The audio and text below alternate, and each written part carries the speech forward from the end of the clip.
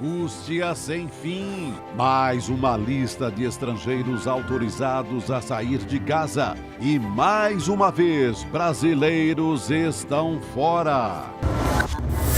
Polícia Federal prende 2 suspeitos de planejar atentados terroristas no Brasil, a mando do Hezbollah.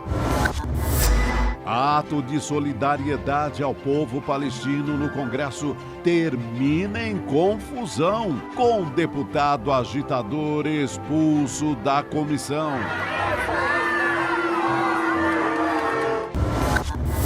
Bolsonaro vai ao Congresso para encontrar o embaixador de Israel no Brasil. O ICL Notícias, segunda edição, está no ar.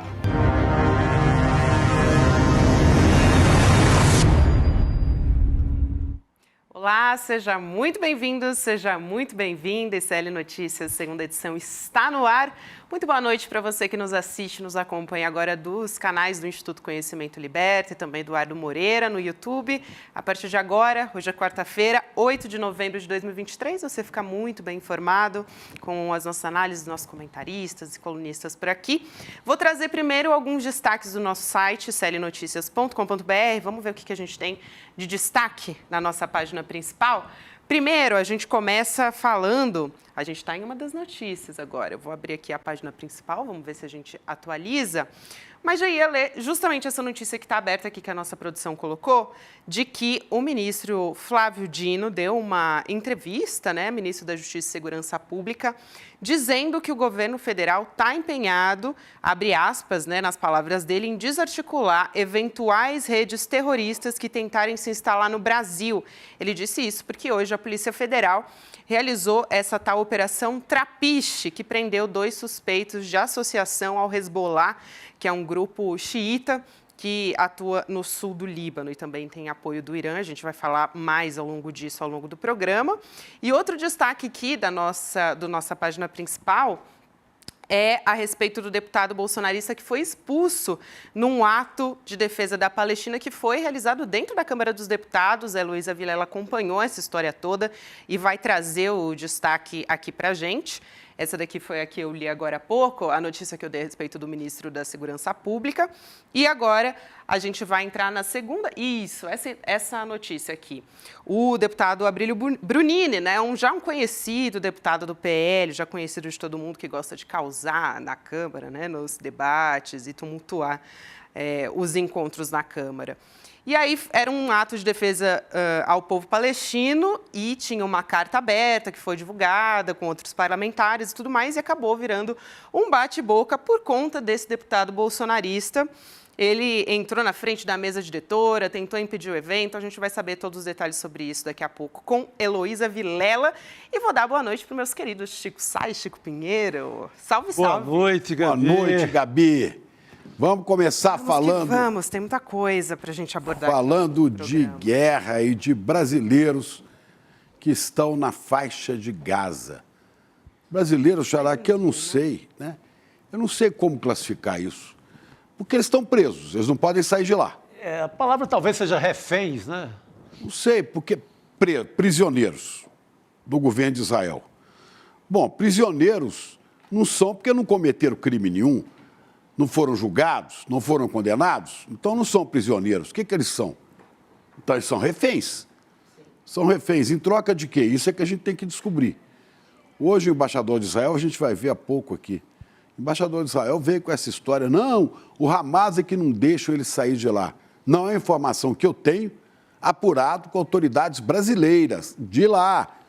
Isso aí é Israel que não deixa sair. O Egito não cria problema nenhum, inclusive porque tem um avião esperando. Eles vão passar pelo Egito para entrar no avião. Não causariam problema algum para o Egito. Para ninguém. Seria de lá para o avião, do avião para o Brasil, nada.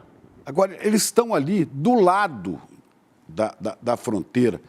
A Elo Vilela me falava há pouco que eles chegam até no muro para pegar um sinal melhor de internet. Deixa passar para o lado de lá. Mas Israel está, o governo de Israel, está fazendo algum jogo aí que a gente não sabe qual é. Sim.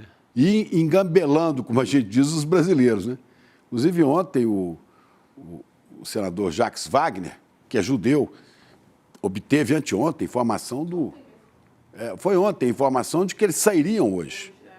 Que eles sairiam hoje. Informação foi passada pela Embaixada de Israel. E era fake, não dele, mas de quem lá de Israel informou. E eu acho que as coisas também mudam muito rapidamente, né? Sim. Eu acho que Israel também muda de ideia, então a gente não sabe o que está acontecendo, qual que é o cálculo político, qual que é a decisão. Eu só sei, Gabi, que cada hora desse povo do Brasil lá é o risco de uma bomba. Imagina se esses brasileiros morrem, na verdade, se são executados de hoje para amanhã por bombas dos céus lá na faixa de Gaza. Eu tive informações que, inclusive, o governo brasileiro está muito irritado com essa história e não tomou medidas mais fortes para não deteriorar as relações de Brasil e Israel, que sempre foram razoavelmente boas, né? E que não quer partir para isso. Mas olha aqui, se cair uma bomba ali e atingir um que seja desses brasileiros, o tempo fecha para valer. Pelo amor de Deus. Quer dizer, se o líder de Israel, o Netanyahu, né, faz terrorismo de Estado, faça com Hamas que o atacou, não com brasileiros. Exatamente. Porque é um absurdo. É um absurdo. Promete e não sai. O embaixador hoje veio com essa história. Não, o Hamas que não deixa. Eu queria perguntar, porque o embaixador fala, mas não tem entrevistador, né? Perguntar, quem que te falou que o Hamas que não deixa? Vocês estão negociando com o Hamas? Vocês de Israel têm conversado com o Hamas? É tudo muito estranho. O Hamas não tem nenhuma objeção à saída de 34 brasileiros. Agora, se alguém for vítima de uma bomba ali, eles são reféns de Netanyahu, são reféns do governo de Israel, sem condições. O que tem mantido esses brasileiros lá é a ajuda que vem da Embaixada Brasileira, que tem mandado recursos para eles terem. Mas já está acabando água, não tem medicamento, não tem alimento. Quer dizer, são reféns. Entrar, né, Chico? Também são bombardeados, como aquela mulher. Pois é, são reféns sem recursos para passar esses dias difíceis, em pânico e vendo bombas caírem ao seu redor. Tem um depoimento de um brasileiro que está refém de Israel lá, como é o nome dele? Hassan. O Hassan, sim. É o Hassan Rabé. Rabi ou Rabé, mas creio que seja Hassan Vamos Rabé. ver o que ele diz? Olha o relato dele. Vamos ouvir. Infelizmente, a gente continuando sem energia, sem água encanada, e não é previsão para chegar também. O gás, já não teremos mais gás em casa. Farinha, isso farinha do pão, que a gente faz pão também, não existe, não encontra no mercado. Macarrão, essas coisas latadas, a gente não encontra, não existe. Ficamos muito tristes, depois a gente recebeu outra notícia que a fronteira do Rafah já foi fechada. E nenhuma previsão que essa fronteira esteja aberta. Gente, tanto que eu fico falando, vocês nem imaginam qual é o sofrimento que o povo passa, crianças sem água, sem luz. Muita gente morrendo, passando fome. Uma tristeza, eu espero que ninguém vá passar essa tristeza. E a gente continuando lutando, fugindo da bomba, ao mesmo tempo lutando para achar comida, ficar sobrevivendo. Fugindo das bombas. As bombas estão caindo próximos. E ele está com a mulher e as 2 filhas, quer dizer, Pois é. a família inteira, né? Você imagina que tragédia. Agora, não dá, infelizmente, não dá para acreditar nas palavras do representante da autoridade de Israel aqui. Não dá, eu não consigo acreditar. Chico, seria muito poder do Hamas a essa altura. Não há informação que justifique isso, né? Seria muito poder do Hamas a essa altura estar impedindo brasileiros, sabe? Pois é, e aí não dá pra escolados ali acreditar. no Egito. Aí vem o embaixador, vem não sei quem, da embaixada. Não, até terça-feira, não, até quarta-feira. E agora já não há nem previsão, né? Eu acho que é até a bomba final. Pois é. Aí, olha, estamos chegando realmente no limite. Essas pessoas estão sendo torturadas, presas, reféns de uma situação qualquer. Já perderam tudo, Chico, Gabi, já perderam a casa, os bens que tinham, porque tiveram que sair lá da parte norte da faixa de Gaza e correr para ir, né?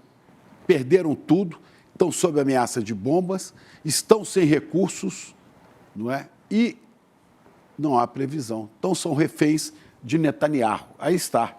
Vítimas, eles que se queixam dos reféns, e com toda razão, que estão nas mãos do Hamas, e nós nos queixamos dos que estão com o Hamas, mas eu me queixo também dos brasileiros que são reféns do senhor Netanyahu, o senhor da guerra. É isso, vamos ver. O embaixador vai falar já já e a gente vai ver a versão dele para essa história. Pois é, como a gente está dizendo aqui, né, Chicos, hoje foi divulgada mais uma lista, essa foi a 6ª lista de estrangeiros autorizados a sair de Gaza, por meio do Egito, né, que é a fronteira ali sul da faixa de Gaza. Nenhum brasileiro. Foram favorecidos entre aspas, né, porque estão lá presos, mas fazem parte dessa lista. Ucrânia, 228 pessoas, Filipinas, com 107, Estados Unidos, com mais 100 pessoas, Alemanha, 75, Romênia, 51 e Canadá, 40, mas todos voltaram para trás. Por quê? Porque a passagem foi fechada por segurança. Então, gente, imagina você receber a notícia agonia, de que você vai sair depois... Gabi, você avista ali a saída, né?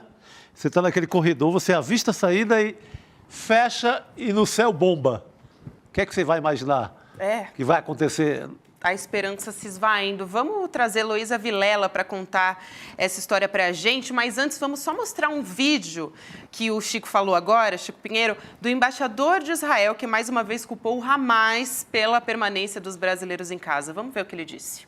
Apesar das declarações recentes, o Hamas é o único fator atrasando a saída dos brasileiros da faixa de Gaza por seus próprios interesses.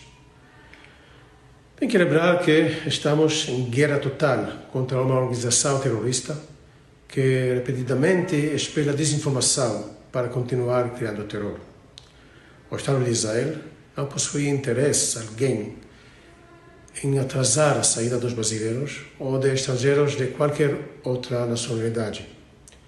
A cota para sair da faixa de Gaza, determinada pelo Egito, e de acordo com ela, algumas centenas de estrangeiros recebem permissão para sair a cada dia. O Hamas está fazendo uso cínico da população civil estrangeira no meio da guerra e impediu estrangeiros de saírem no domingo, na segunda-feira e na quarta-feira desta semana. O Estado de Israel está empregando esforços para evacuar todos os estrangeiros de 20 países diferentes e para aumentar a cota de forma a compensar atraso causado pelo Hamas. O Estado de Israel está fazendo tudo que está a seu alcance para articular a saída dos brasileiros de forma segura o mais rápido possível. Elô, boa noite. Difícil, né? Israel está fazendo de tudo para a saída dos brasileiros. Não é o que a gente está vendo, né, Elô? Com certeza que não é. E você vê que a fala dele, ele não conecta o começo da fala com o restante da fala. Por exemplo, ele começa dizendo que as listas são feitas, que o Egito é que diz quantas pessoas vão sair a cada dia, aí eles fazem as listas e o Hamas não está deixando sair. Quem dá autorização para essas pessoas saírem dentro dessa cota que diz ele que é estabelecida pelo Egito é o governo de Israel. Como que o Hamas não está deixando essas pessoas saírem?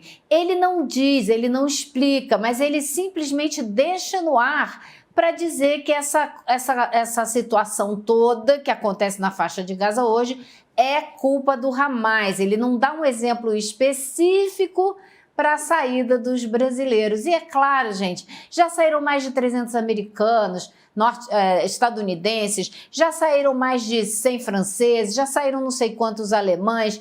Qual seria o problema de saírem 34 brasileiros? O Hamas ia segurar os brasileiros e não ia segurar o pessoal dos Estados Unidos, por exemplo? Exatamente. Ou da Alemanha? Não faz sentido algum. Porque gosta mais dos brasileiros, quer ficar com eles mais um pouquinho? E essa história do Egito não cola. Eu conversei com autoridades da diplomacia brasileira, dizendo que o Egito não tem nenhum problema, até porque os brasileiros não ficarão no Egito. Se você falar, vamos abrir a fronteira para 1.500.000 palestinos, Bom, aí tem que se negociar com o Egito, porque esse pessoal vai para o Egito, né? É uma multidão, é mais de 1 milhão, é 2 milhões de pessoas. Mais 34 brasileiros que tem um avião do lado de cá 3 semanas. Chico, é o único país que tem um avião esperando. Pois é. Avião oficial, Agora, avião de governo, não é avião assim da Varg, VASP ou das atuais Gol e etc, etc. É um avião do governo brasileiro. Assim como já repatriou outros brasileiros, né, que estavam na Cisjordânia. Que estavam em Tel Aviv e Jerusalém também. E nós sabemos que a resolução que o Brasil apresentou no Conselho de Segurança da ONU, né, recebeu o veto dos Estados Unidos. Os Estados Unidos representam também Israel. Quer dizer, Israel não quer que se abra corredor humanitário, que permita entrar alimentos, medicamentos. Israel não quer deixar. Espero que sejam responsáveis em caso de morte por bomba já mataram até amanhã ou até depois da manhã. Já mataram 10 mil. Né? E não são 10 mil terroristas, mataram 10 mil pessoas palestinas, 4 mil, 3 mil crianças, não sei. Quer dizer, e crime de guerra, aparentemente, crime de guerra atrás de crime de guerra, como o caso do fósforo branco jogado lá. Eu acho que aparentemente não existe nem mais dúvida, né, Chico? Assim, vários funcionários da ONU, Alto Comissariado de Direitos Humanos, já falaram com todas as letras, crime de guerra sim, você manter a população civil cercada dessa maneira, sob ataque aéreo, sem direito à água, comida, ataque ao hospital, ataque à escola. Os crimes de guerra são múltiplos, não é um nem dois. E governo que já matou mais de 10 mil pessoas, você acha que vai estar preocupado se matar 34 brasileiros? Acho que não vai estar nem um pouco preocupado. Então, essa história de que o Hamas não está deixando eles saírem dali é absurda, não faz nenhum sentido dentro da lógica do que está acontecendo ali. Como você falou, eles chegam ali pertinho da fronteira para poder subir as imagens e mandar para a gente, porque onde eles estão não tem sinal de internet. Então, se eles chegam ali perto, eles podem cruzar a fronteira tranquilamente. O Hamas não está segurando, nem... Né? Não, quem joga bombas é Israel, né? A gente já sabe disso, até em ambulância. Então, realmente, se Israel quiser, eles saem dali em segurança. Falando em ambulância, uma das justificativas essa, né? Do Egito ter fechado a fronteira com Gaza, de que o Hamas teria escondido militantes em ambulâncias. Essa foi a justificativa de suspender a saída dos estrangeiros por Rafah, que fica ali na parte sul da faixa de Gaza, né? Que é crime de guerra. Exato. É crime nas convenções internacionais, Convenção de Genebra. Você não pode bombardear, você não pode atacar ambulância nem da Cruz Vermelha, nem do Crescente Vermelho. E as ambulâncias têm vários sinais de que estão levando doentes. Mas pode ter terrorista ali. Então, peraí, então os brasileiros estão correndo sério risco, porque o Netanyahu pode achar que entre os 34 brasileiros tem terrorista e tacar uma bomba em cima, porque não merece crédito. O governo Netanyahu não merece crédito nosso e nem do povo de Israel, porque os judeus de Israel rejeitaram-no por 86% de rejeição. Né? 86%. Então, ele não tem crédito com o próprio povo israelense, quer que a gente acredite nele? Ele não foi preso, o Bibi, o Netanyahu, um pouco antes, Chico, disso aí, por pouco. Ele era acusado de crimes tributários, corrupção, ele estava com a popularidade lá na lama, ele não foi preso por um segundo, vira o senhor da guerra agora. Ele estava tendo manifestação todo fim de semana em Israel, exatamente, pedindo a cabeça dele, né? Por vários imbróglios, inclusive com suspeitas de corrupção. Exatamente. É isso, né? Deve estar esperando o quê? O amigo dele, brasileiro, o mito, o inelegível, ir lá pedir a ele? Talvez.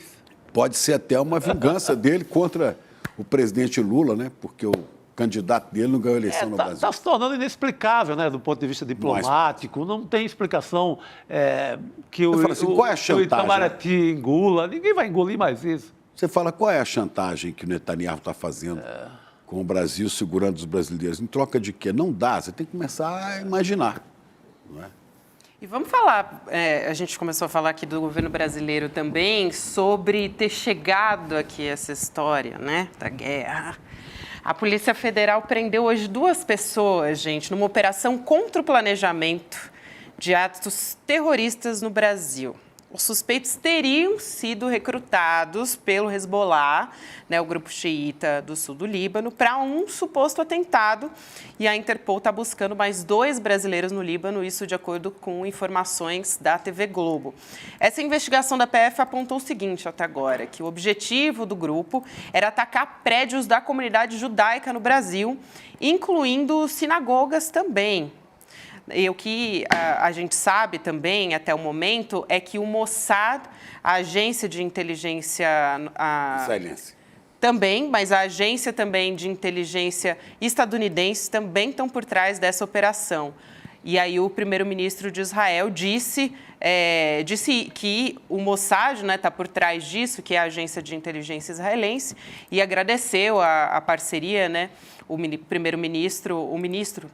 de Israel, agradeceu a parceria do Mossad com a PF do Brasil para a prisão desses supostos terroristas por aqui. Olha, espero que seja verdade, parabéns para a polícia que se prendeu, mas eu escuto esse tipo de notícia assim, desde 98, eu lembro da primeira notícia de terroristas na Ponte da Amizade, na ponte lá de Foz do Iguaçu. Sempre teve esse tipo de notícia. Mas, gente, o Irã teria que dar aval para esse terrorista do Hezbollah estar aqui no Brasil. O Irã está feliz da vida porque está lá com o pé no BRICS. Assim, não faz sentido diplomático, nem por nenhuma leitura de qualquer embaixada do mundo, não faz sentido. Mas vai saber, né? Bom, nós temos que lembrar que o Hezbollah fez um atentado na Argentina, na representação de Israel na Argentina, e matou um mundo de gente. Sim. Quer dizer, isso já aconteceu. 29 pessoas, se não me engano. Pois é, então eu acho que o governo 29 brasileiro... pessoas, Não, fez o certo, O prendeu. governo brasileiro recebeu informação. Tá bom, veio de Israel, veio dos Estados Unidos, é confiável, não é confiável? Bom, eu não posso, como governo brasileiro, não posso esperar alguém cometer um atentado para depois, então, eu vou prendê-los. Não, prende e escuta. Prende, investiga, escuta e chega a sua Mas tem conclusão. cheiro, eu estou falando só que tem cheiro de contra-informação de guerra. Pode ser, né, Chico?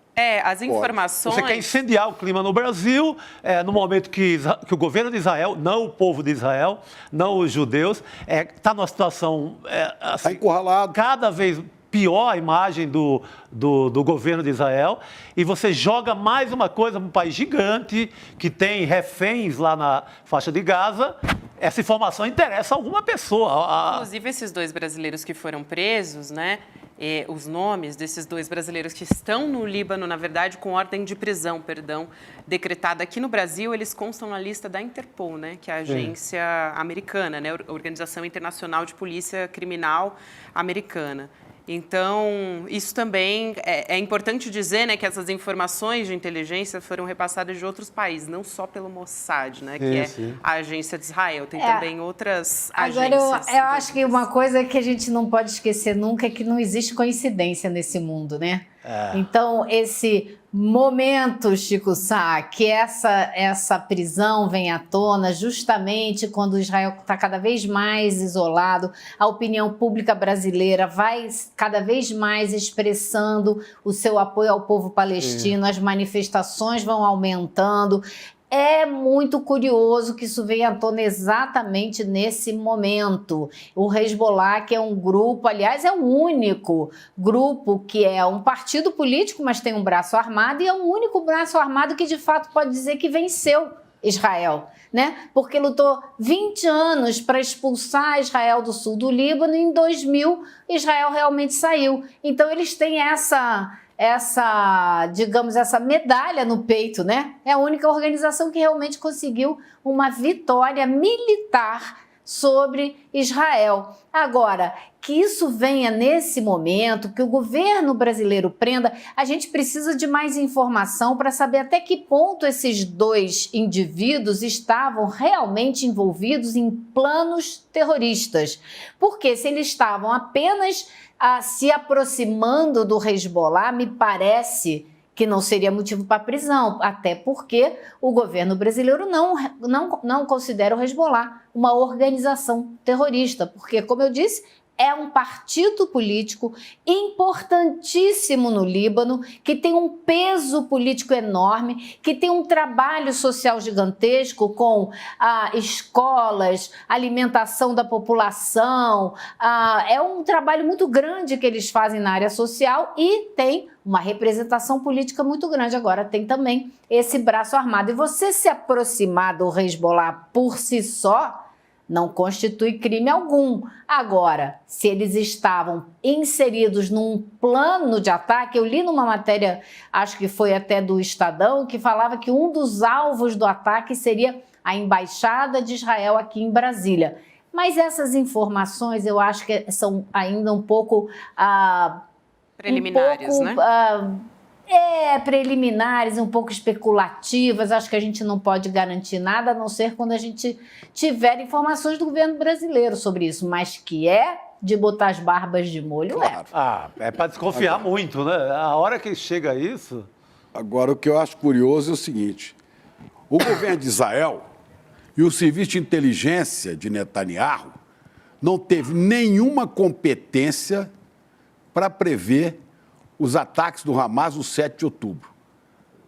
Passaram batidos, né, com a sua incompetência total de Netanyahu e do seu povo de informações. Agora, dois caras que vêm para o Brasil, eles estão sabendo mesmo.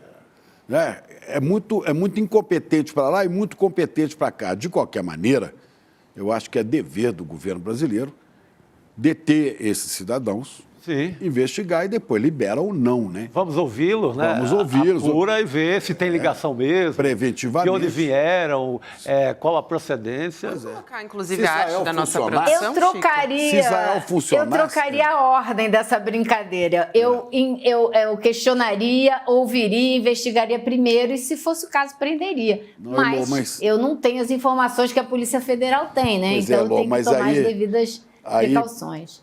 Partindo do pressuposto que podem ser terroristas, você não pode primeiro investigar enquanto eles podem explodir um prédio. Sim. Tem que segurá-los, tem que Na segurá-los. Você tem que investigar o que eles estão fazendo para ver se eles compraram explosivos, para ver se eles fizeram algum curso para aprender a montar Elô, explosivos. e se eles Tem têm- várias coisas que você pode investigar. Não, mas não é isso. Quando você os prende, você pode descobrir, vamos supor que sejam. Então tem uma rede maior por trás deles, tem mais gente. Você tem que descobrir. Quer dizer, essa questão eu não discuto. Eu discuto aqui a incompetência de Israel, que não consegue prever, debaixo do seu nariz, um ataque terrorista como o do Hamas, no dia 7 de outubro, em cima de uma festa, rave, em cima de kibbutz, né? Mas consegue farejar aqui, dois caras chegando. Ora, é para desconfiar, sim, mas o governo brasileiro está certo, Pois tem é. que segurar, tem que segurar. Parece uma intenção de criminalizar o Hezbollah e falar como que esses terroristas são perigosos e equiparar, claro, o Hamas e o Hezbollah, que tem os dois uma origem, de certa forma, semelhante, porque todos os dois são grupos políticos que usaram braços armados para lutar contra Israel, cada um no seu tempo. Então, o Hezbollah surgiu em 1982 no Líbano e conseguiu, depois de 20 anos, realmente expulsar Israel do seu território. O que o Hamas não conseguiu, Israel continua ocupando, né, território palestino, e o que não conseguiram também nas colinas de Golã. Então, vocês estão vendo, 1982 ele foi criado para responder à invasão de Beirute. Ele não aceita a criação do Estado de Israel, como vários povos árabes não aceitam. É classificado como uma organização terrorista pelos Estados Unidos, por Israel e por uma meia dúzia de outros países, não todos. A Argentina, sim, por causa justamente daquele ataque que você mencionou, Chico. Então, ele se equivaleria ao Hamas, é uma maneira de uma tacada só falar mal dos terroristas em geral. Eu acho que essa é a dúvida que fica no ar, né? É difícil entender tudo isso. Agora, tem origens semelhantes, como você falou. São dois grupos fundamentalistas, né, islâmicos, os dois acham xiitas, é da corrente xiita, né? Não é nenhum sunita, não. Os dois são ligados ao Irã, né? E o Irã, só para lembrar um pouco, o Irã era um país aliado de Israel durante 40 anos, quando dirigia aquele país. Não sei se você se lembra do meu tempo, o Shah Reza Pahlavi. Lembra? Todo dia no Jornal Nacional estava lá essa figura. O Shah foi mandado embora de lá e o Irã chamou um fundamentalista, né? O Ayatollah Khomeini, que é um fundamentalista religioso, que impôs ao Irã, inclusive, todas as regras da tradição, a questão da intolerância com comportamentos, a perseguição a mulheres, todas são coisas terríveis. Com as mulheres, né? Cruel, pesado. E eles estão na raiz do Hezbollah e do Hamas, né? O Hezbollah e o Hamas, na verdade, não são nem grupo de esquerda, são fundamentalistas religiosos xiitas, né?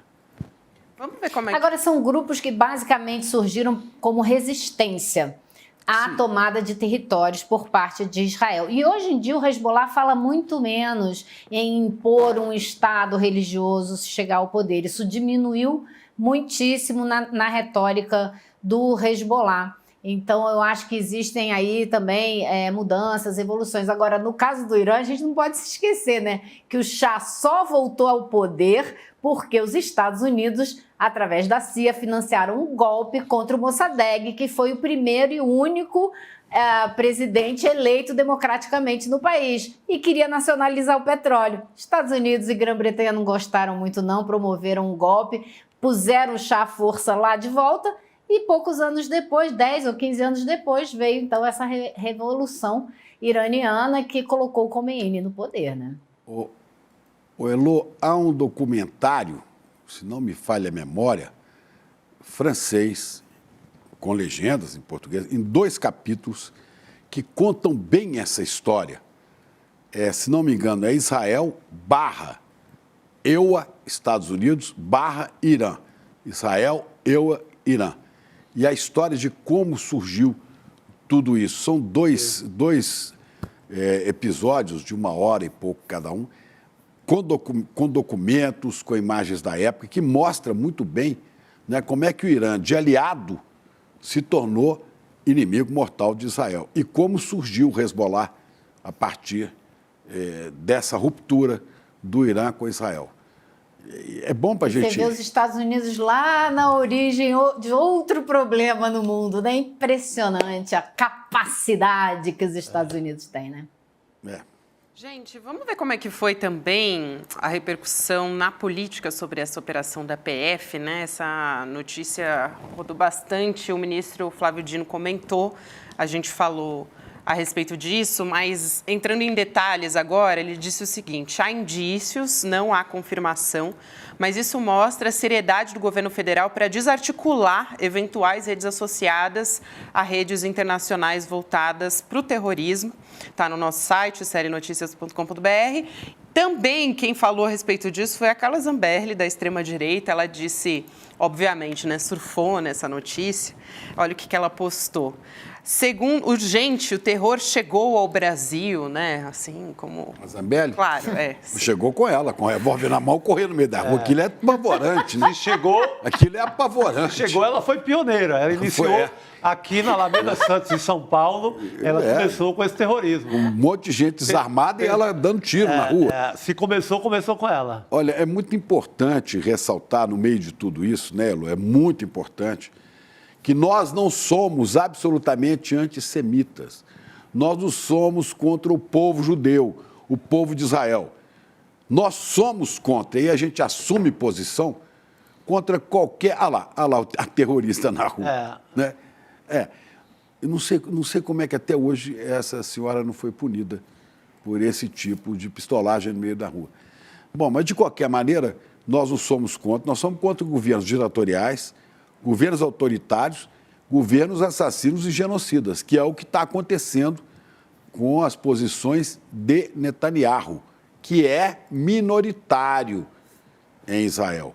E pobre do rabino ou qualquer outro judeu que se coloca contra as ações dele. Porque será Ele massacrado. Né? Será massacrado. Mas no mundo inteiro há manifestações de judeus. Eu tenho amigos judeus que estão possessos com Netanyahu. Né? Aqui em São Paulo, Judeus pela Democracia, assim, tem sido um grupo muito ativo, condenando as ações do governo de Israel, os crimes de guerra. Então, não, é outra coisa que a gente está falando. Eu só não acredito muito naqueles sionistas da esquerda. Aí já... Negócio meio complicado, que soltaram uma carta ontem atingindo o padre Júlio Lancelotti, né? E pelo menos três que assinaram a carta, tinha umas 5 assinaturas, mandaram retirar o nome porque eles não concordavam com o que estava escrito ali, que foi um professor de Direito, Pietro Delova, o Michel German e o representante do partido Meretz no Brasil. E há outros para tirar também. Quer dizer, aí eles estão querendo trazer a guerra aqui para dentro, né? Esses sionistas de esquerda, que eu não sei bem o que significa o sionista de esquerda, mas como tem... Porque em si só já é uma contradição, né, Chico? Ser sionista e de esquerda, eu já acho que é uma contradição um pouco difícil de solucionar, mas isso é uma discussão para uma outra hora. Meu amigo Arueira, grande cartunista, falava comigo hoje, mas, Chico, tem essas coisas, a gente não conhece. Comunista que é nacionalista, também é uma contradição, mas existe, né? Então, pelo que lo sai. Mas teve mais gente falando, além da extrema-direita, né, Carla Zambelli, representada pela figura da Carla Zambelli, que eu trouxe aqui agora falando a respeito disso e dizendo que o terror chegou ao Brasil, né, aquele discurso da direita. Perdão. Também teve parlamentar da esquerda apoiando. Quem escreveu, por exemplo, foi o senador Fábio Contarato. Parabéns à Polícia Federal, ao ministro da Justiça, Flávio Dino, pela rápida atuação e pelas prisões de terroristas que poderiam tentar agir no Brasil. Não podemos tolerar a disseminação de violência e ódio. Sabemos como isso acaba. Comentário para ser respeitado, porque o senador Contarato, né, antes de ser senador, é delegado de polícia. Sabe do que ele está falando. Eu só colocaria aí suposto... A gente abusa tanto do suposto, por que não colocar nessa hora? Suposto terrorista. A gente abusa tanto, suposto isso, suposto aquilo. Eu não digo suposto terrorista. Aí escuta, vê o mapa... Suspeito de terrorismo. Suspeito. Aí vê de onde o cara saiu, se tinha bomba, como é o nome, quem é a mãe, de que país veio, se foi da faixa de Gaza, se tem alguma ligação. Aí vieram do Líbano. Aí podemos dizer, mas é muito cedo, por precaução, eu prefiro não chamá-los assim até o momento. Informações preliminares até agora. Condenação sem julgamento antes, não. Exatamente. Né? Agora, condenar sem julgar, faz favor. Teve um ato de solidariedade, né, ao povo palestino no Congresso, que terminou, inclusive, num bate-boca ali, né? 10 embaixadores estavam presentes, o deputado Abílio Brunini disse que não ia autorizar o ato. Gente, como assim, né? Não vou autorizar. Deu a maior confusão ali. Elô estava lá, acompanhou tudo, fez imagens. Vamos ver como é que foi.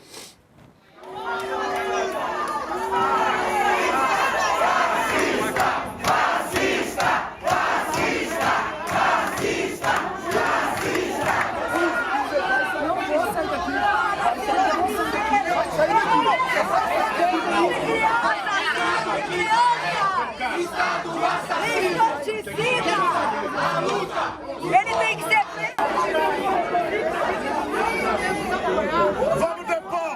Vamos depor. Vamos tirar, gente. Não tem condição. Fora.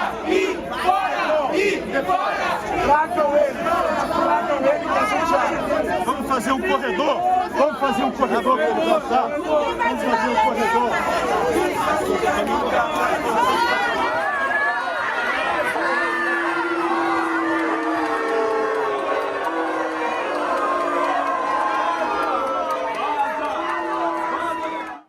O que mais que rolou aí, Meu além Deus, dessas Elô. imagens que você registrou? Não, então, graças a Deus não acabou em confusão, mas na verdade começou em confusão, porque ele se plantou na frente da mesa e disse que não ia sair dali, simples assim. Aí o deputado Guilherme Boulos chegou lá perto, começou a discutir com ele, chamaram a Polícia Legislativa, Glauber Braga ficou muito nervoso, queria arrancar ele de lá à força, Érica Hilton foi lá discutir com ele, até o deputado Raimon, que é da Santa Paz, né, o deputado do Rio, da Santa Paz, e também foi lá discutir com ele, e foi aquela confusão danada, até que finalmente, depois de um bom tempo, a Polícia Legislativa retirou ele de lá, da sala. A Thalíria ali também, vocês estão vendo, né? Então, foi um grupo grande que se aproximou para exigir que ele fosse retirado do local, porque não pode uma pessoa na Câmara ser contra todo aquele grupo enorme de pessoas. A sala estava lotada, é a maior sala das sessões da Câmara e estava lotada, com a presença de 10 embaixadores. Tinha 10 embaixadores presentes olhando essa confusão que o Abílio Brunini arrumou e foi lá só para isso, porque ele estava lá fazendo a confusão e fazendo vídeo e tal, que era exatamente isso que ele queria. Porém, ele foi retirado, a cerimônia foi realizada e, como você estava falando, Chico, a importância de ressaltar que nada disso, o apoio ao povo da Palestina, não tem nada a ver com antissemitismo.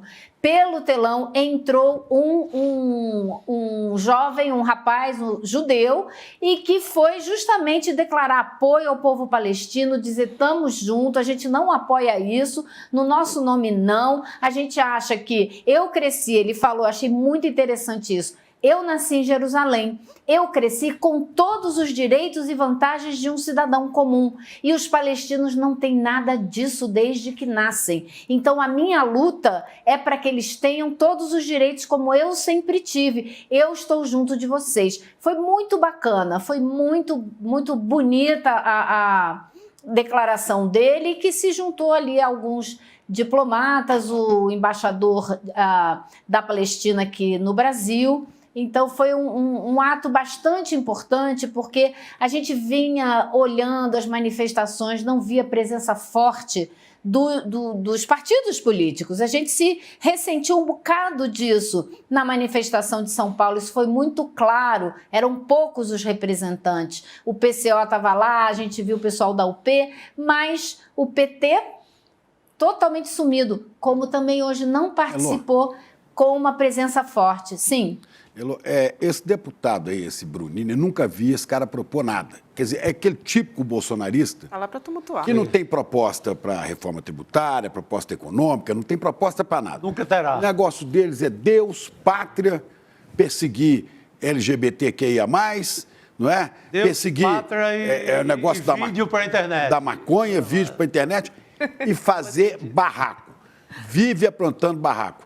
A primeira vez que eu vi esse cidadão, esse deputado, que é candidato a prefeito lá na região dele. Sim. Então, isso é campanha política, na verdade. A campanha política está fazendo, que ele fica, a gente acaba falando dele aqui, que é um cara inexpressivo como parlamentar. Mas eu vi e quando eu vi a primeira vez, comecei a rir, porque me lembrou um personagem da minha infância, um dos 3 patetas, o Curly, esse primeiro que aparece ali, ó. Olha lá. Não, é a cara. Só que esse aí é um dos patetas que te fazia. Esse aí o outro é patético. Né? O Brunini é um cara patético. Né? Antes fosse só um personagem dos 3 patetas. Esse primeiro, Emanuel. Ah lá. Eu não sei se é 3 patetas não, ou se é daquele outro desenho. Ele sempre tenta desrespeitar o decoro, a ética, as normas do jogo democrático, não é? Ele provoca esse tipo de reação nas pessoas porque ninguém consegue engolir calado o fato dele estar ali tentando impedir que aquela sessão marcada com antecedência acontecesse. Quem é ele para achar que ele pode fazer isso agora? Foi difícil, foi um embate ruim ver que os deputados tiveram que se mobilizar dessa maneira, mas eu acho que tem uma coisa importante aí, sabe? Não se pode permitir que os fascistas tomem de assalto os espaços públicos e democráticos.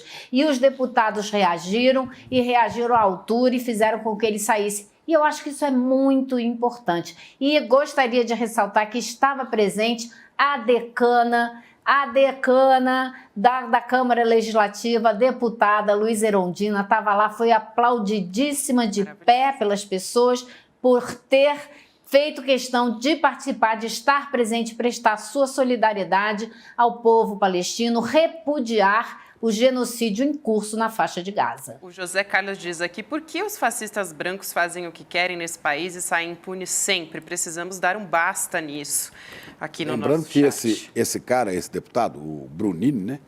É aquele que foi flagrado fazendo o gesto de supremacista branco. Sim. Nazi, fascista, supremacista. É um tio funério da família Adams, é um tio funério de mau gosto. Espero que o eleitor, é de Goiás que ele é, É de Goiás, ele é candidato, é pré-candidato. Ele é de Cuiabá, o Brunini. Ah, Cuiabá, é verdade. Ele é candidato a prefeito de Mato Cuiabá Grosso. e está na frente nas pesquisas.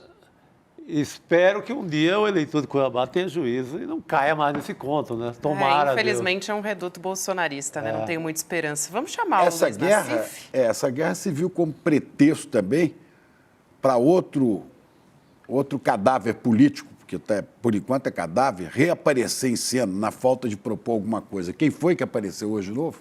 O quê? Quem foi que apareceu hoje? Quem? Lá no Além? Congresso? Bolsonaro? Aí, Bolsonaro! Ah, sim, cadáver Bolsonaro, que é o que eu vou chamar agora o Nassif, O nosso inelegível. querido Luiz Nassif, aqui para participar junto com a gente, porque justamente o Bolsonaro esteve na Câmara. Quem estava tão sumido, né, Chico Pinheiro? Que... Não, falta do que pois fazer. é, né? Arranjei uma função. Mas foi encontrar o embaixador de Israel no Brasil, o Daniel Zohar, para ver vídeos do ataque do Hamas. Boa noite para você, querido Nassif. Boa noite, Luiz Nassif. Boa noite, Pedro. Boa noite, pessoal. Eu trabalhava com ele e a gente ia fazer o jornal juntos. E eu chegava, boa noite, Luiz Nassif. Ele, boa noite, Chico Pinheiro. Sempre assim, um do lado do outro.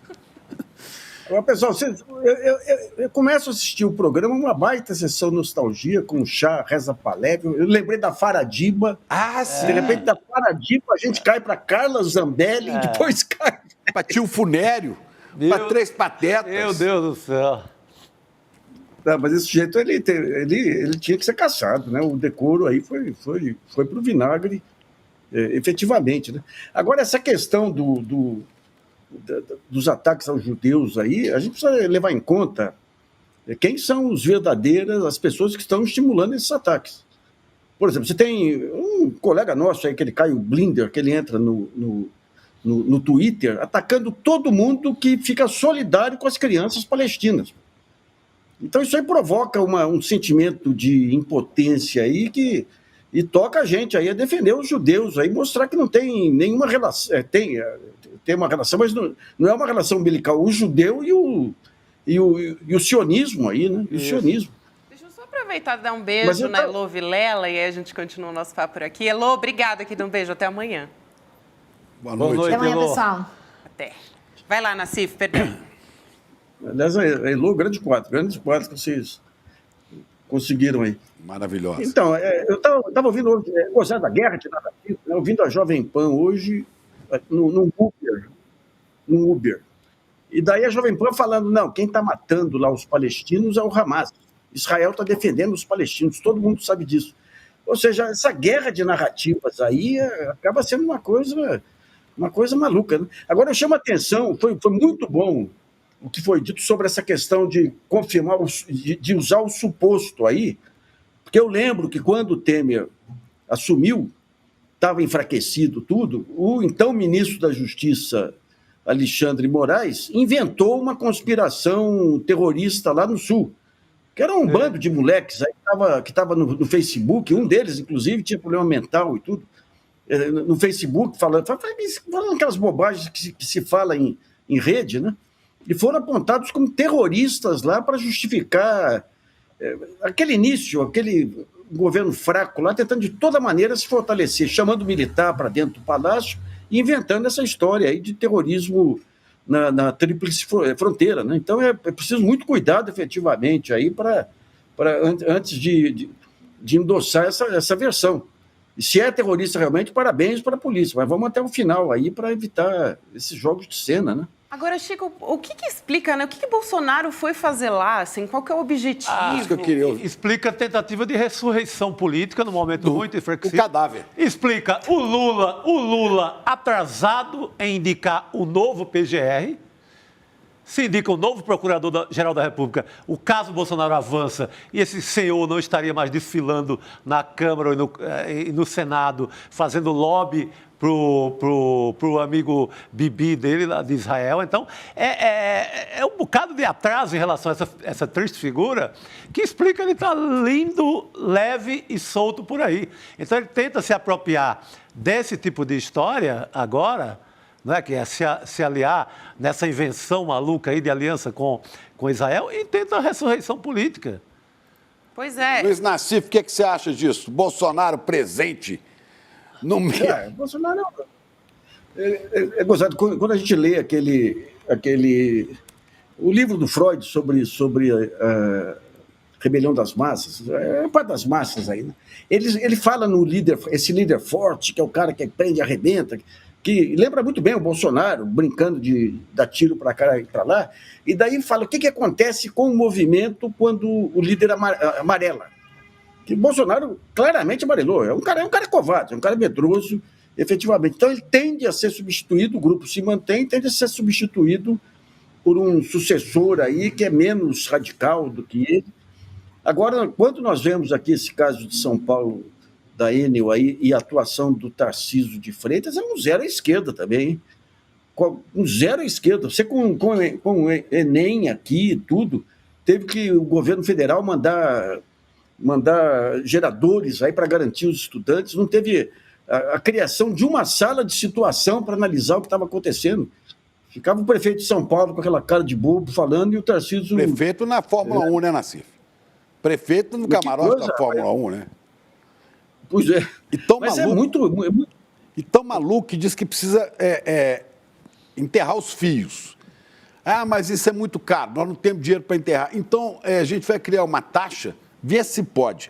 Vê a ideia de Jerico, porque não tem outra explicação, do senhor prefeito. Vamos criar uma taxa onde as pessoas não são obrigadas a pagar. Primeiro que criar taxa já é uma...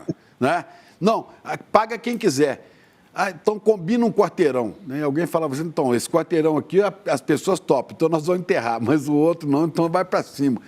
Olha, isso é o prefeito da maior capital do Brasil. Agora, quando a gente olha por que se chegou a essa situação aí, a Eletropaulo a venda foi um escândalo. Né? E o contrato que foi firmado com essas empresas dizia o seguinte: se você fizer investimento, entra na tarifa. Aliás, que é uma bobagem. Você faz investimento para quê? Você faz investimento para ampliar a clientela. Se amplia a clientela, amplia o faturamento. Mas se você faz manutenção, não entra na tarifa. Então, o que essa Enel fez? E a AES tinha feito lá atrás, e quando veio a crise de 2014, ela acabou indo embora aí. A Enel simplesmente acabou com manutenção. Então, cada vez que tinha algum problema num poste ou em algum, ela isolava aquela região, mandava a manutenção lá que resolvia aquele problema especificamente. Enquanto isso, toda a rede ia se deteriorando. Então, quando veio, digamos, esse vendaval, aí uma parte foi árvores que caíram, mas uma parte muito grande foram fios que bateram em fios, porque aquelas peças que isolavam os fios, todas apodrecidas. E daí, quando batia no fio, dava um curto-circuito, e daí o gerador, que não tinha manutenção, explodia também. Agora você pega... E não tinha equipe para resolver, né? E não tinha. Não, Eita, falei na equipe. O animal é só ver. Quem sabe faz ao vivo. Não, ele está bravo com a Enel também. Está bravo com a Enel, com a prefeitura e com o governo do estado, viu, Nassif? E com razão, Mas com razão. O que eles fizeram foi reduzir, digamos, toda a parte de manutenção. Você tinha 8 equipes, você reduz, e tem essas equipes para emergência. Então, aumentou um pouco a parte de emergência e depois terceirizou uma grande parte do funcionalismo, ou seja, trouxe gente aí com salário um salário mínimo e meio aí, sem experiência, sem nada, mas é o padrão de privatização que a Sabesp vai correr o risco que está acontecendo na Eletrobras também. O cara assume, é um monopólio, então ele não precisa competir, então ele precisa ganhar o máximo possível de dividendos. Então ele corta manutenção, ele corta investimento, corta inovação. Isso aconteceu com a Boeing, aconteceu com a GE, aconteceu com a Light, que é o mesmo pessoal aqui que veio para a Eletropaulo, aconteceu com a Eletropaulo, com a AES, né? E agora vai acontecer com a Sabesp. Aí essa maluquice de dizer que a empresa privada, em qualquer circunstância, a empresa privada é mais eficiente do que a empresa pública, né? É uma loucura, né? E o prefeito Ricardo Nunes, Nassif, disse que a Procuradoria-Geral do município vai entrar com uma ação, né, contra a Enel. Ele até tuitou sobre isso, a gente tem aqui o post. A Procuradoria-Geral do município de São Paulo entrará com ação civil pública contra a Enel por descumprimento de acordo da empresa com a capital paulista e de outras normas legais.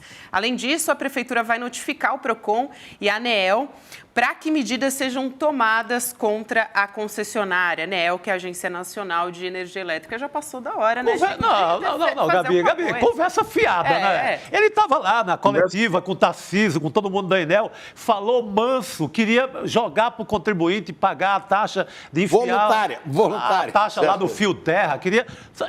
Que diabo agora? Ele é a cara do amigo da onça, ele não é a cara do amigo da onça? Aí, ressuscitou o personagem aqui, ó. Amigo da onça. A única diferença é que ele é a cara do amigo da onça, pode colocar. Manda a foto dele aí, manda aí. Imagina, então esse cara, ele inventa agora, porque pegou muito mal, passou a pegar muito mal na opinião pública, a frouxidão dele em relação ao apagão de mais de 100 horas. Então, agora ele tem que inventar, ele tem que tirar assim, do fundo da publicidade dele, da comunicação, esse tipo de história. Esse senhor, ele é protegido por uma coisa que está muito na moda hoje dos jornais, vender espaço, que é o tal do conteúdo patrocinado. Ele gasta milhões com o Estadão, com a Folha de São Paulo, e ele está sendo descoberto pelo eleitor de São Paulo agora. Ele entrou ali por uma infelicidade do candidato, que chegou a ser prefeito, né, o Mário Covas Neto. Por Bruno Covas. O Bruno Covas. Eu sempre chamo Mário Covas, porque eu gosto muito do Mário Covas. Então, ele por uma infelicidade do Bruno Covas, ele vira prefeito, ele gasta tubos com publicidade, é um senhor que aplica toda a grana no conteúdo patrocinado do Estadão e da Folha de São Paulo, e até então ele surfava. E que agora, Chico, agora ele vai ter que pagar. E agora, olha aí, eu estava procurando aqui. É o amigo da onça. É o amigo da onça. Périx. Aí, esse aí. Para quem não lembrava, o amigo da onça, a especialidade dele era praticar sacanagens contra terceiros, que é uma coisa que o prefeito Ricardo... Exatamente. É uma criação do cartunista pernambucano Périx, que era inicialmente do Cruzeiro, depois passou a outras publicações, mas é por aí. Revista O Cruzeiro. Revista O Cruzeiro. A história desse belo personagem. Não, vamos trazer as artes das privatizações paulistas, CP, você consegue dar uma olhadinha? O Nassif vai acompanhar também, olha aí. Nassif, você estava falando de Mário Covas, que eu gostava também, olha aqui. Vamos lá, 98, Eletropaulo, começou a privatização com Covas, né? Depois, 97, Anhanguera Bandeirantes e também a CPFL, né, que também é da área de energia. Companhia de Piratininga, né? Essas paulistas, né? Uhum. E a Congás em 99, distribuição de gás natural. 4 privatizações de São Paulo começaram no governo de Mário Covas. Olha, eu conversei outro dia, entrevistei o Paulo Feldman, que foi presidente da Eletropaulo, e ele contou a maneira como embrulharam o Mário Covas, que era um cara correto e tudo. Sim. Eles trouxeram uma consultoria americana que mostrou que, em Londres, o consumidor tinha competição na hora de... na questão da energia, que ele tinha na casa dele 3 botões, cada um de um fornecedor diferente. Ele podia escolher qual fornecedor que iria colocar energia para ele. E o Covas ficou extasiado, porque aquilo lá era o estado da arte e tudo. Isso, segundo o Feldman lá, que levou o Covas a aceitar a privatização da Eletropaulo, depois descobriu que era uma baita mentira lá, que não tinha nada disso, quer serviço monopolista mesmo. Mas foi pena aí. Mas essa sanha privativista, ela veio também junto com o discurso dos tucanos, né? Foi coisa do PSDB. O PSDB começou com essa maluquice. Vamos privatizar, partido moderno, né? Social-democrata, deu no que deu, né? Está sendo despejado da sua sede, que não tem nem como pagar aluguel. Olha aí, mais privatizações. Eu vi as privatizações da gestão federal. A Vale, em 97, governo Fernando Henrique. Embraer e CSN, 93, 94, Itamar Franco. A Light e a Telebrás, Fernando Henrique. Curioso que o Itamar era muito favorável à privatização, não, hein? Mas no bolo, na pressão, acaba indo, né? O mais pesado, né, Nassif, são esses setores estratégicos. Energia elétrica, tua luz. Vai entregar tua luz inclusive para uma parte estatal italiana. A Enel tem 20 e pouco% do governo italiano lá dentro. Quer dizer, você tira do governo brasileiro e entrega para o italiano. Você pega Congonhas e entrega ao governo, entrega a uma estatal espanhola. Então, parece mais um processo de nova colonização do que privatização. Você está entregando a outros governos estrangeiros. Vem aqui, pega o dinheiro e adeus, e babau. Aliás, uma boa dica esse negócio de Congonhas, né? Porque quando houve a privatização, você não tinha esse movimento que tem hoje. Você entra hoje em Congonhas lá, é um movimento insuportável. Daí você fala, estava previsto antes ou você aumentou os voos depois da privatização? Né? Mas o que ocorreu aqui no Brasil foi que até os anos 80, nós tivemos, especialmente em quase todos os países, o Estado como grande indutor do desenvolvimento. Daí veio um movimento, a partir do final dos anos 80, mudanças tecnológicas, que você precisava começar a abrir espaço para a iniciativa privada. E você teve dois modelos de fazer isso. Você teve o modelo chinês, o que era? Vamos reservar parte estratégica, nós continuamos controlando e vamos abrir o que não é estratégico.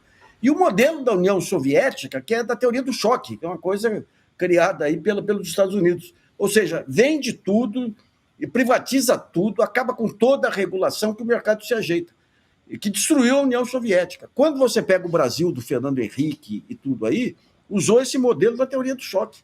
Desmontou aquele que era o setor mais competitivo da economia brasileira, que era o setor elétrico, um setor modelar. Tudo feito em cima de empresas públicas modelares, da maior eficiência. Né? Ele desmontou tudo, provocou todo esse...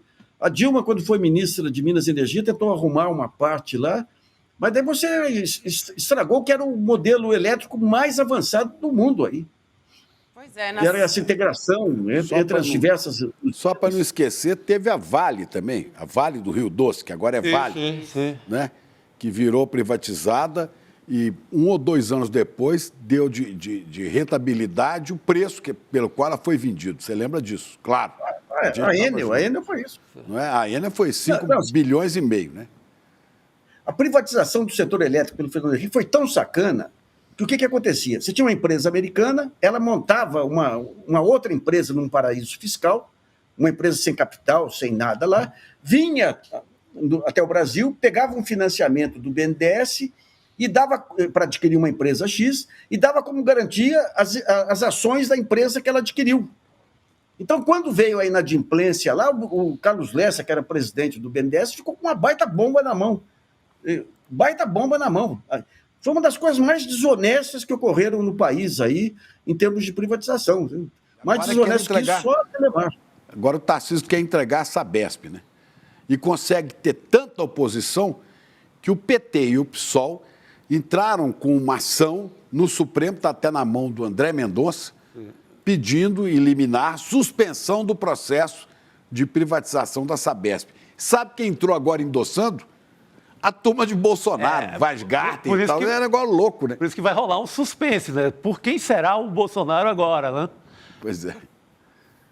Não, você pega a Eletrobras, aí o golpe da Eletrobras é uma das coisas mais... Outro dia, o pessoal da 3G, do Lema, tudo queria vender uma empresa lá, não tinha comprador por falta de confiança. E o governo aceita a Eletrobras, só que um golpe, que o cara com parcela mínima do capital controla a Eletrobras. É indecente, gente. Isso é golpe explícito, não é nem sutileza tem. Nassif. E o governo não entra no Supremo, não entra nada. Desculpe. Não, que é isso, imagina. Eu ia me despedir porque a gente tem que continuar o programa por aqui. Nassif, mas muito obrigada por hoje, querido. Foi um prazer ter você aqui no CL Notícias, segunda edição. Primeira vez, né, aqui na nossa formação de bancada. Nessa nossa formação, nova, acho que sim. À noite sim, mas na edição... Não, de manhã sempre. E, Nassif, você é uma luz nessas coisas, né? Porque você não vê em nenhum lugar, você não vê em nenhuma TV aí, esse tipo de discussão. Né? Todo mundo bota a lupa e vê agora o que está acontecendo. E o Nassif tem a memória, desde a privataria lá, da primeira lá de Fernando Henrique até agora. Ele tem na memória isso ali de cor, então... E é um jornalista que tem informação, que a maioria pega... Criou a expressão? Eu criei a expressão moedas podres. Quando eu voltei para a Folha, a minha primeira coluna foi falar das moedas podres. E da cabeça de planilha, lembra? Cabeça de planilha. Isso aí, pessoal. E os outros colegas jornalistas aí da área econômica, muitas vezes, ouviam o especialista. Quem é? É o cara do banco de investimento tal e tal. Quer dizer, ninguém... É Maílson da Nóbrega, o homem da inflação de mais de 1000% ao ano. São os consultores. Sempre ouvido de plantão. Sobre o quê? Sobre inflação. Só que a inflação do Maílson da Nóbrega era 1.200% no governo de Sarney. Esse é o especialista ouvido. Então, por isso que é bom ter nascido. Posso dar só no mirinho rapidinho, vocês veem?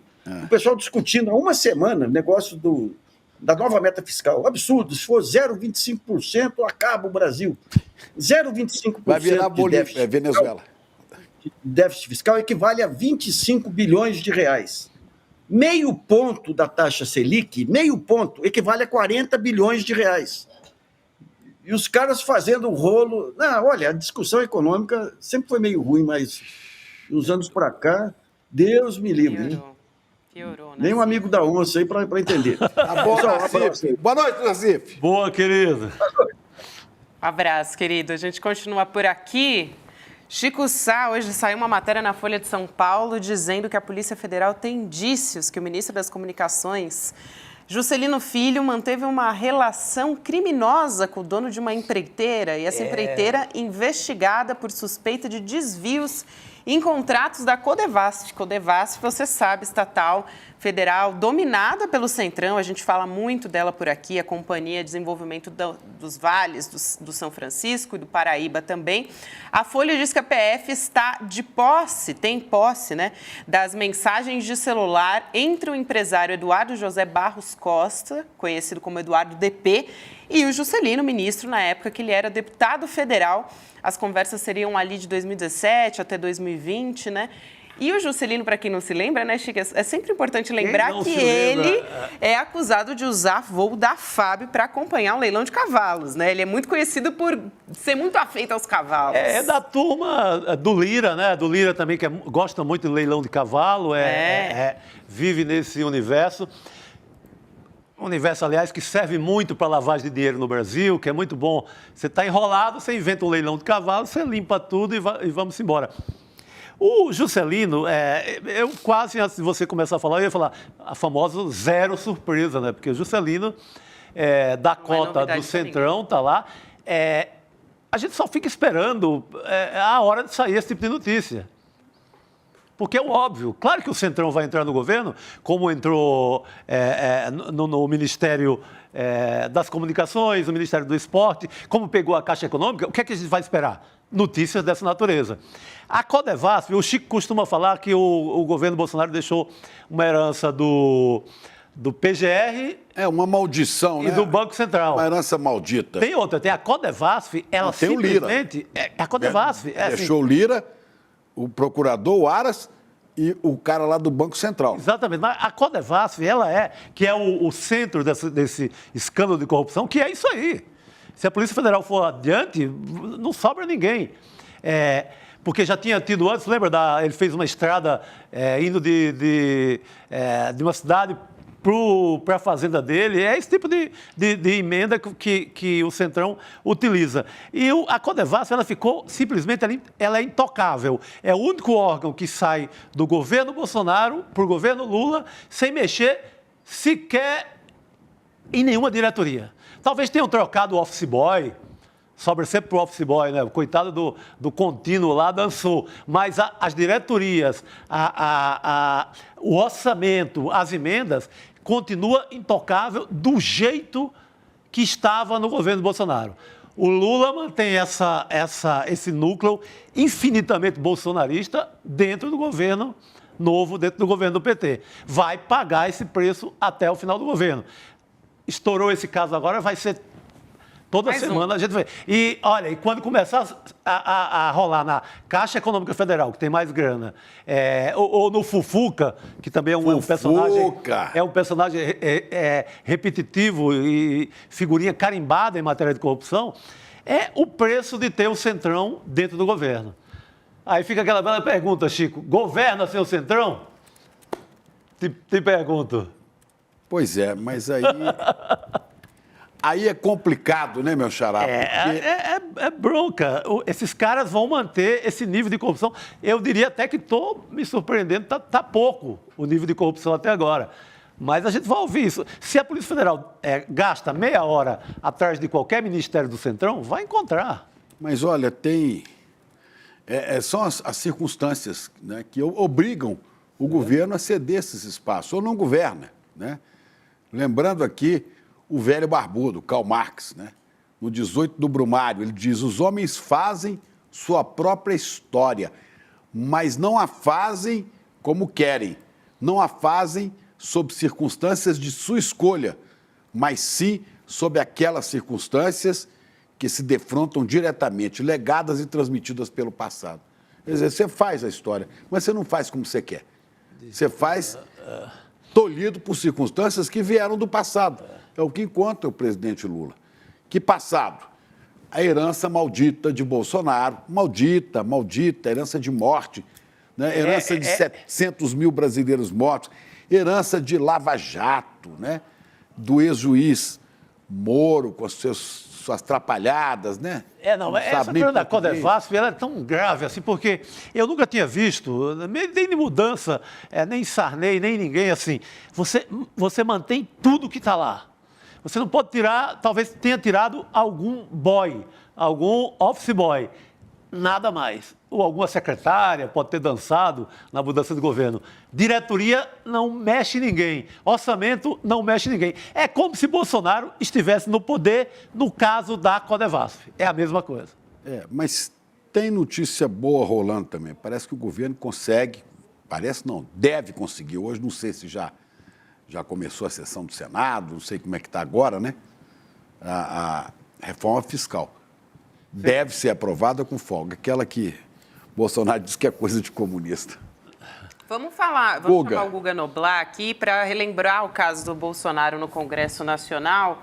Vamos só relembrar a notícia aqui, vou pedir para a nossa produção colocar aqui na tela de novo, porque ele se reuniu, né, na Câmara com o embaixador de Israel e deputados também, em meio ao genocídio na Palestina, né, e os brasileiros que continuam retidos em Gaza, sem previsão para sair.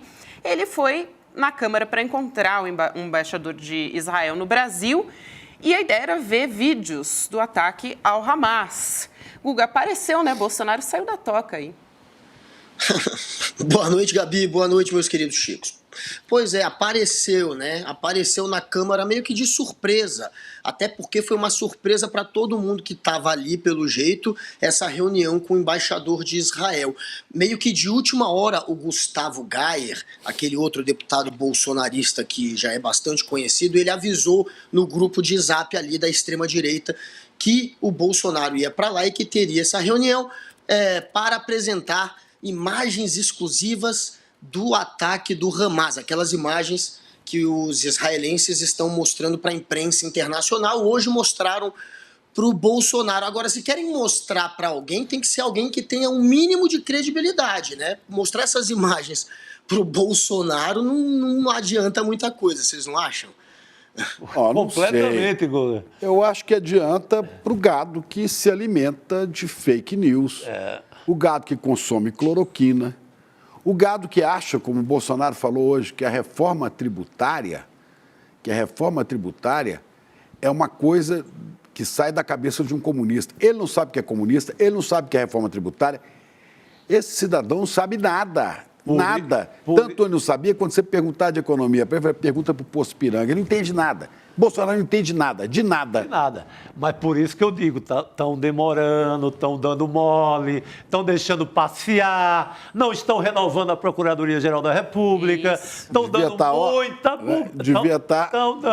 bobeira. Ele está crescendo ali nos corredores do Congresso, daqui a pouco ele cresce mais, porque há uma falha tremenda na justiça brasileira e esse homem está solto até agora.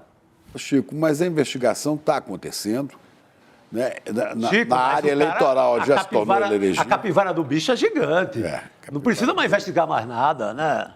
O Chicos e Guga também, vocês viram que a Jandira Fegali, a deputada Jandira Fegali, está dizendo que o Bolsonaro está num corpo a corpo contra a reforma tributária, né? Ela colocou ali, ó, na rede social dela, Bolsonaro contra o Brasil. Bolsonaro ligou para senadores e pediu que votassem contra a reforma tributária. Ele é contra a redução de impostos, o inelegível, falando Bolsonaro, claro, é contra tudo que beneficia a população, mas sua hora de acertar as contas com a justiça está chegando. Você viu quem votou com ele, né? Com o Bolsonaro? Votou. O filho, Flávio. O Moro. O Moro.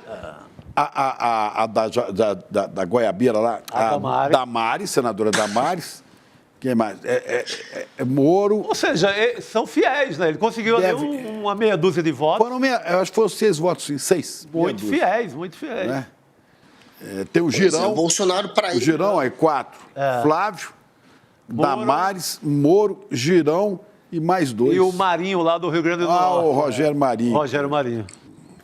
Só os cães de guarda do bolsonarismo, né? Só a turminha, aquela pior de todas ali. E para o Bolsonaro só resta isso agora, atrapalhar, tentar sabotar, para de alguma maneira continuar ali nas manchetes dos jornais, porque para ele só tem tido, claro, notícia negativa. Então assim, pelo menos ele tenta lacrar com o lado dele, mas para lacrar com o lado dele, ele acaba detonando de alguma maneira o Brasil. Ele não está preocupado com o Brasil, nunca esteve, né? Sempre usou o Brasil para conseguir fazer alianças políticas que interessavam a ele, mesmo que fossem ruins para o Estado. Então, assim, é um sujeito que continua sendo o que ele sempre foi, né? Um oportunista que usa o poder político dele só em prol dele e da família dele mesmo.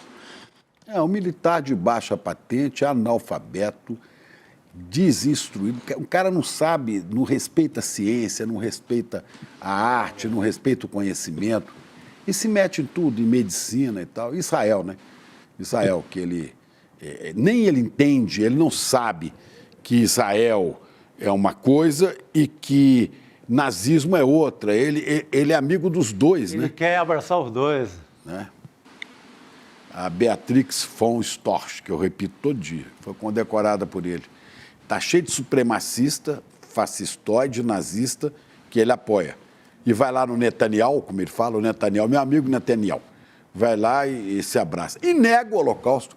Ele negou o Holocausto. Ô, gente, acabou de sair uma notícia importante. Opa. Aqui o Senado aprovou em primeiro turno o texto da reforma tributária. 53 votos sim e 24 votos não, e agora vai seguir para uma votação em segundo turno e vai ser concluída só depois da análise separada de cada uma dessas novas sugestões de mudança ao texto, né, que são os chamados destaques, e a deliberação justamente no segundo turno. E aí a aprovação em cada turno, só para esclarecer, né, só acontece se essa proposta receber o apoio de pelo menos 49 parlamentares, então 3/5 do total desses parlamentares é o mínimo para aprovação de emenda à Constituição. Então, quando os senadores encerrarem a votação, essa PEC vai voltar para uma nova rodada de discussão também dos deputados, porque o senador Eduardo Braga, que é o relator da reforma tributária, alterou essa versão da matéria que já tinha passado na Câmara dos Deputados. Então, agora... E aí volta depois para o Senado, né? Aquela hora que todo mundo tenta enfiar uma emenda ali, na esperteza e tal, mas é importantíssimo. Há quanto tempo o Brasil espera a aprovação de uma reforma que não é a dos sonhos, mas é uma baita vitória do governo. Pois é, perdeu de novo o Bolsonaro. Ele se mete no que não precisa e acaba derrotado. Agora tá aí. Mais uma vez o Bolsonaro vai sair com a pencha de derrotado. Ele quis se movimentar agora para tentar, de alguma maneira, sabotar a reforma tributária e tá mais uma vez levando para o currículo dele uma derrotinha. Também se meteu na eleição da Argentina, perdeu ali no primeiro turno já. Vamos ver como será o segundo turno. Mas onde ele tem se metido, gente, é só derrota atrás de derrota. Pois é. Bem lembrado, Guga. Como se ele entendesse muito de reforma tributária. E diz que isso é uma reforma tributária que saiu da cabeça de um comunista, se referindo ao presidente Lula. Não é mal saber que o mercado todo está... A reforma tributária é absolutamente capitalista. O governo de Luiz Inácio Lula da Silva nunca foi um governo de esquerda. É um governo de centro-centro. Mas é o que dá, né, Chico? É o que dá. É o que dá. Tem uma coisa que o Bolsonaro não tinha, que é respeito às carências da parte mais pobre da população. Exatamente. Então tem políticas sociais. E isso o governo Lula tem. Mas a condução da economia, ora, é uma condução absolutamente capitalista. Mas você acha que Jair Bolsonaro sabe o que é comunismo, capitalismo? Ele sabe o que é Deus, pátria, família, aborto, maconha, essas coisas, cara. Exatamente. Não sabe coisa nenhuma. A pauta é essa. Absolutamente ignorante. Né? É aquele cara que nos envergonhava quando ia para fora do Brasil, né? Que comia pizza em pé do lado de fora, porque não tem nem com quem sentar para conversar. Quem vai dar ouvido a um cara desse? Gente, mas falando da direita aqui, né, o ataque contra o Enem, mudando de assunto aqui, continua. Muita gente da direita, a gente já falou por aqui, criticou a prova, né, o Exame Nacional do Ensino Médio, principalmente a bancada do agro. Olha só o que disse o deputado Gustavo Gayer hoje na Câmara dos Deputados. Eu falei para minha filha de 17 anos que fez essa porcaria aqui no domingo, que se ela tiver tirado uma nota boa disso daqui, ela vai sofrer punição.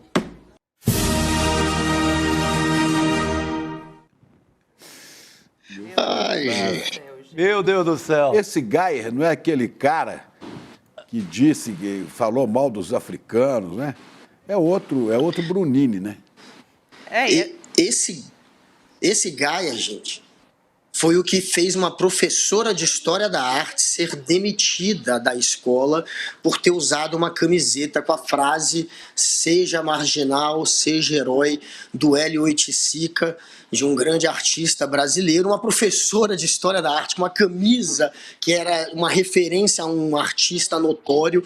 Ela foi demitida por pressão desse sujeito que não sabia o significado da camisa e que passou a atacá-la e fez um linchamento virtual gigantesco nela. É um sujeito covarde, é um sujeito tacanho.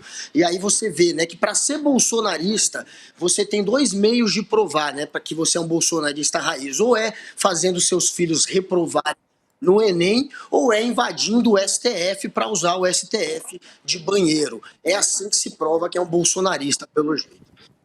E 86% das questões do Enem desse ano foram elaboradas durante o governo Bolsonaro, gente. Sim. Então, assim, isso de acordo com a Folha de São Paulo, né? Então, coisa faz ali, sentido. é porque tinha uma questão ali que falava que os setores do agronegócio ajudaram a destruir a floresta, as matas, que é verdade, né? Que é verdade. Houve setores, sim, e parte do agro transformou a floresta em pasto, em soja. E você vai negar a crise climática, sabe? Não, mas eles negam, né? Pois é, então, se a filha dele, não sei como a filha do deputado respondeu, mas espero que ela não se mire, essa mesma filha, no exemplo do pai, porque o pai tem um currículo também, né, Guga? Pelo amor de Deus. Gente, só um detalhe, eu tô com um som aqui, eu acho que da Elô atravessando o meu áudio agora, eu não tô conseguindo entender. Uma grande confusão a nossa produção vai resolver por aqui. Enquanto isso, vamos dar uma olhadinha no meme que tá rolando por aí, porque juntou a falta de noção com a falta de luz. A gente vai colocar aqui na tela. Produção, me ajuda, porque agora que eu anunciei o meme, vocês vão ter que mostrar. Não tem jeito. Né? Não, a gente tá aí. Essa dupla, olha só. Ai, meu Deus. A dupla Enem com N e Enel. O Enem é o sertanejo de Maringá. É o senador, né? O ex-juiz. Ele nem sabe, ele escreveu no Twitter. Criticando, Enem, né? com N. Com N. Ele não tem a menor é ideia. Exame Nacional do Ensino Médio, porque ele é um nérdio, né? E o Enel, que é aí o Enel do... É, o prefeito que começa a ser conhecido em São Paulo, né? Até então, A gente não sabia quem era. o anônimo, mas agora o apagão fez célebre. O apagão Deu uma luz a ele, o apagão. Boa. Por incrível que pareça. O O apagão trouxe uma iluminou. luz àquele desconhecido que agora, enfim, a cidade está vendo quem que é, está nessa situação patética. Ele que também foi apelidado pelo Guilherme Boulos de rei do camarote, afinal de contas passou tanto na Fórmula 1 quanto no UFC mesmo no meio do apagão. Então temos aí agora esse ficando conhecido junto com o Sérgio Moro, que continua fazendo aquele papelão de tentar atacar o Enem, mas ele não sabe nem escrever, né? A ironia é que ele fala que o Enem é mal redigido e ele escreve Enem com N no fim. Então esse sujeito aí, boçal, mais uma vez uma gafe desse sujeito boçal que está aí se transformando só em mais um daqueles nomes da extrema-direita que não tem nada a fazer além dessa guerra cultural patética, inclusive contra a educação. A gente vê agora o Sérgio Moro tirando totalmente a máscara dele, né? Saiu de um juiz que se dizia independente para alguém completamente parcial, que agora se mostra um político de extrema-direita, porque esse tipo de ataque ao Enem, que, como disse a Gabi, 86% dele foi feito ainda durante o mandato do Bolsonaro, das questões, esse ataque aí, isso é coisa de político muito tacanho, só aqueles do nicho mais extremo que existe, e temos agora Sérgio Moro completamente entre esses.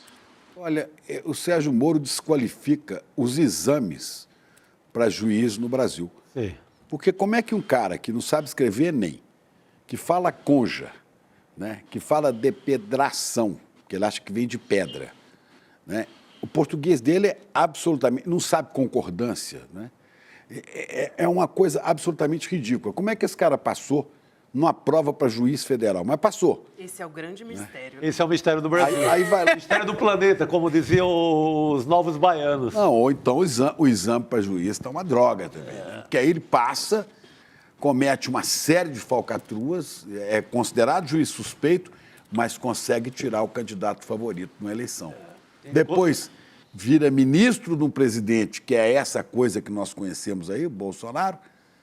Aí quer ser presidente da República, Bolsonaro pisa, chuta ali os traseiros, né? E aí ele aparece carregando a mala no debate, apoiando Bolsonaro. É ele de um lado e o padre Kelmo de outro. A direita e a esquerda de Bolsonaro. É o padre da festa junina, Chico, e o juiz da festa junina. Meu Deus do céu, que tragédia.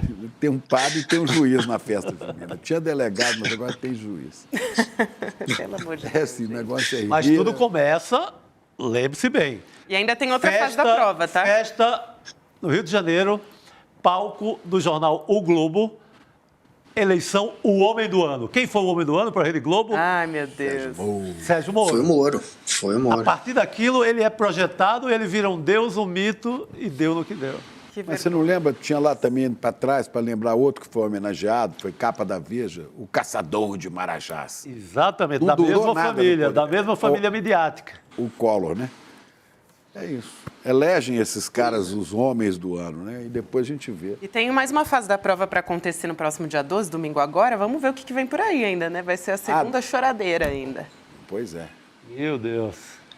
E a gente teve o Fagner também, né, o cantor, nesta mesma época também homenageando o Moro. Ele tinha virado, de fato, um herói blindado, completamente blindado. Ninguém na mídia podia atacar o cara. Era impressionante, não tinha espaço para crítica.